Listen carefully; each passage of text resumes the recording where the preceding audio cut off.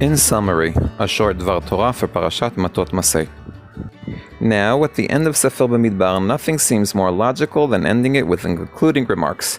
Therefore, it's natural to end the book with the verse, "These are the mitzvot and the mishpatim which Hashem commanded biyad Moshe et bnei Israel in the plains of Moab al Yarden Jericho." Right?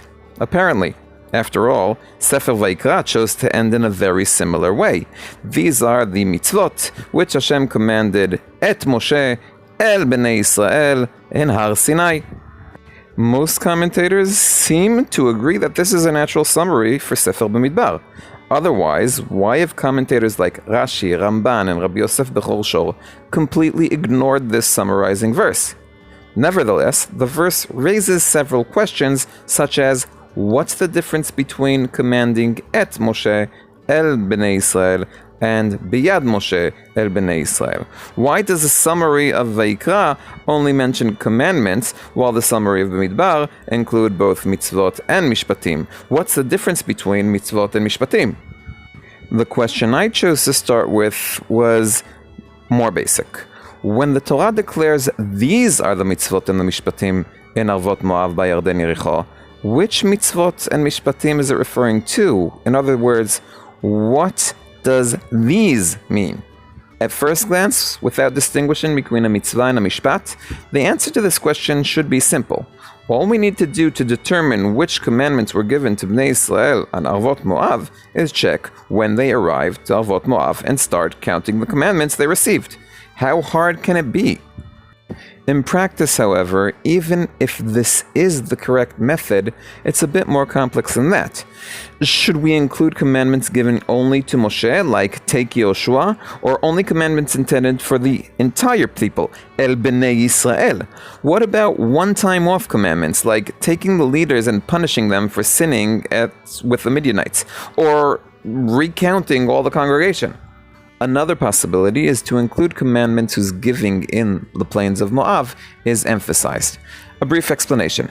The plains of Moab are mentioned in Sefer Bemidbar from the moment Bnei Israel arrived there 9 times. Once upon arrival, Perek Kaf Bet Pasuk Aleph, at the opening and closing of the census of Parashat Pinchas, Kavav Gimel and Kavav Lamed Gimel, in the passage about the spoils of Midian, Lamed Aleph, Yud Bet, twice in the description of the journeys in Matot-Masei, Lamed Gimel, Memchet, Memtet, once in the command to cleanse the land of idolatry, Lamed Gimel, Nun, once in the command to give the Levite cities, Lamed Hey, Aleph, and in our closing verse, Lamed Vav, Yud Gimel.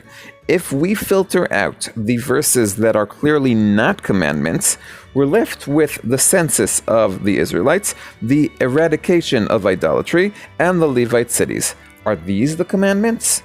To illustrate, these two approaches can include some intermediate examples. For instance, maybe they start with the first commandment worded as a command, or any commandment that appears between those commands, or those adjacent to them, or perhaps the mitzvot are those from the first command that opens with, and Hashem spoke with Moshe in the plains of Moab, command Bnei Israel, eradication of idolatry, and every command that follows it, and the mishpatim are what follows the next time these exact words appear, the Levite city, and all the commandments that follow them. Some commentators have taken at least some of these paths I've suggested. Chizkuni starts the list from the sacrificial passage in Parashat Pinchas and includes all general commandments. Ralbag distinguishes between the first appearance of a command in the plains of Moab and the second appearance. Ibn Ezra focused mainly on the difference between mitzvah and mishpat, ignoring our rationale completely. I want to suggest something else. As we've already pointed out, apart from the difference between mitzvah and mishpat, our verse is almost an identical copy of the verse closing the book of Vayikra. The interesting part at the end of Vayikra is that despite the emphasis that these are commandments given at Har Sinai and not elsewhere, the reasonable reader, me of course, has no real reason to think these commandments were given anywhere other than Har Sinai. After all, there were no journeys in Sefer Vayikra, therefore it's reasonable to assume that the verse summarized in Sefer Vayikra summarizes the entire book of Vayikra, and perhaps even all the commandments given up to this point. The similar structure of the summary verse in Bemidbar invites the reader to compare the two. Just as the closing verse in Vayikra summarizes the entire book, and perhaps even all the books that preceded it, so maybe does the closing verse in Bemidbar summarize the entire book, and perhaps all the books that preceded it, meaning Vayikra and Shmot. Maybe, just maybe, Arvot Moab doesn't function here as a place where the commandments were given, but as a place where something is renewed in their reception, maybe internalized. It's no longer just about mitzvot that come as an order from above, but also as mishpatim that the people choose to accept. This is how I choose to understand the words of Rabbeinu Bechai. The reason is that after the first covenant, which the children of Israel received and accepted at Har Sinai, the king, Hashem, cancelled it when they traded the invisible eternal God for the image of an ox, i.e. the golden calf. Their erstwhile glory turned to a source of destruction. When Moshe observed the letters of the tablets flying away, he threw the tablets on the ground.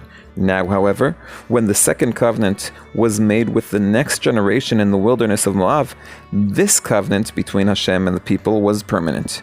For the mountains may move and the hills may be shaken, rocks may be dislodged from their place, but this covenant will never be annulled.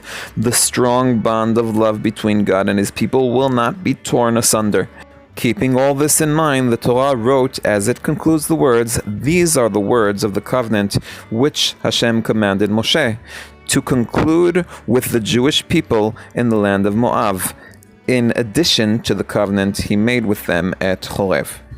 In memory of my beloved and heroic student, Amichai Shimon ben Yishai and Bat Yerubim, Hashem Ikom Damo, Dovi Holtz, one who loves Tanakh.